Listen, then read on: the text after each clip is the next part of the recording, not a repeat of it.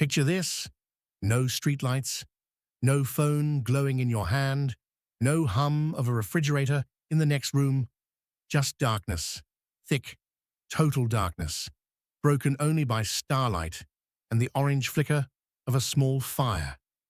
This was night, every single night, for over 99% of human history. We spend so much time imagining what ancient humans did during the day: hunting, gathering, building, surviving. But the sun went down on them too. For 12 hours or more, depending on the season, our ancestors were left in the dark. So what did they actually do? Today, we're going to walk through the ancient night, from the fire pit to the stars above, and discover that darkness wasn't empty. It was one of the most important parts of human life. Everything about the ancient night begins with fire. Archaeological evidence suggests early humans were using controlled fire at least 1 million years ago, and by around 400,000 years ago, fire use was widespread across many hominin groups. This wasn't just about staying warm. Fire changed the entire shape of the human day.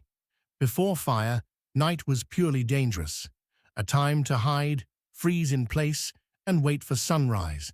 Once humans controlled fire, night became something else entirely, a second phase of daily life, with its own routines, its own social rules, and its own culture. Fire pushed back predators. Big cats, hyenas, and other nocturnal hunters generally avoid flame, so a burning fire at the mouth of a cave or the center of a camp created a bubble of safety. Within that bubble, something remarkable happened. Humans began to relax. And when humans relax together, they talk. Anthropologist Polly Wiesner studied the Juhuansi people of the Kalahari Desert and found something striking. Daytime conversation was almost entirely practical: economics, complaints, gossip, coordinating tasks. But firelight conversation was different. At night, over 80% of conversation shifted to storytelling. This matters more than it might seem. Around the fire, in the dark, people told stories about ancestors, myths, distant relatives, moral lessons, and the spirit world. These weren't just entertainment. They were how knowledge, values, and history were passed from one generation to the next, long before writing existed. Firelight storytelling likely built empathy and social bonds across a wider circle than daytime work groups ever could. It's one of the reasons researchers now believe the campfire, not the hunt, not the tool-making bench, may have been one of the key places where human culture, language, and imagination were shaped. So when you picture ancient night, don't just picture people huddled and afraid. Picture an audience, a storyteller, laughter, awe, the oldest theater humanity ever had. Now here's something that surprises most people. Ancient humans probably didn't sleep the way we do. Historian A. Roger E. Kirch spent years studying pre-industrial sleep patterns using diaries, court records, and medical texts from Europe. He found overwhelming evidence for something called segmented sleep, or biphasic sleep, a pattern of 2 distinct sleep periods separated by an hour or more of quiet wakefulness in the middle of the night. People would sleep for several hours after dusk, often called first sleep, then wake naturally in the dead of night. During this waking period, people didn't panic or try to force themselves back to sleep. They used the time. They might pray, reflect, quietly talk with a partner, tend to a fire, check on animals, or simply lie in the dark thinking. Then, after an hour or two, they'd drift into second sleep until morning. Some researchers believe this pattern may stretch back into deep prehistory, shaped by the natural rhythm of a long, fireless night broken up by fire tending and safety checks.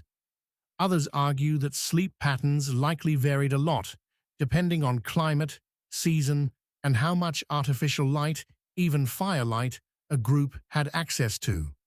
Either way, the idea that 8 uninterrupted hours of sleep is natural may actually be a fairly modern invention, one shaped by artificial lighting and industrial work schedules.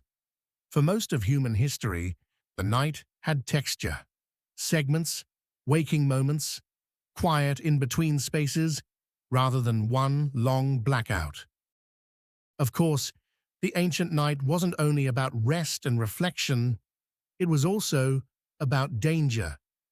In open landscapes, especially on the African savanna, where much of early human evolution took place, night was when the most dangerous predators were active. Lions, leopards, and hyenas are largely nocturnal hunters, and early humans, without claws, fangs, or great speed, were vulnerable.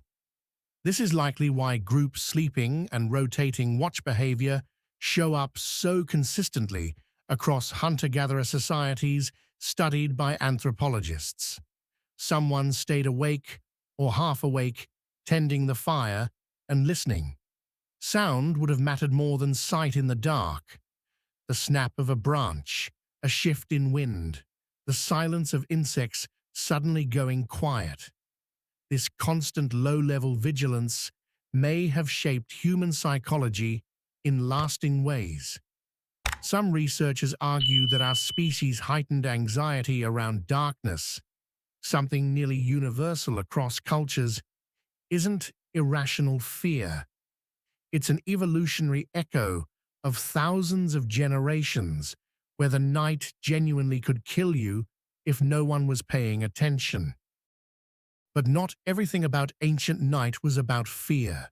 Some of it was about wonder. With no artificial light pollution, the night sky our ancestors saw was staggering. Thousands of visible stars, a bright band of the Milky Way stretching overhead, planets, meteors, and the shifting phases of the moon. Evidence suggests humans were tracking celestial patterns far earlier than once assumed. Markings on bones and cave walls from tens of thousands of years ago may represent early lunar calendars used to track time, seasons, and the timing of animal migrations. The moon, in particular, would have been one of the most reliable nighttime clocks available, a way to predict tides, plan travel, and mark ritual dates long before any written calendar existed.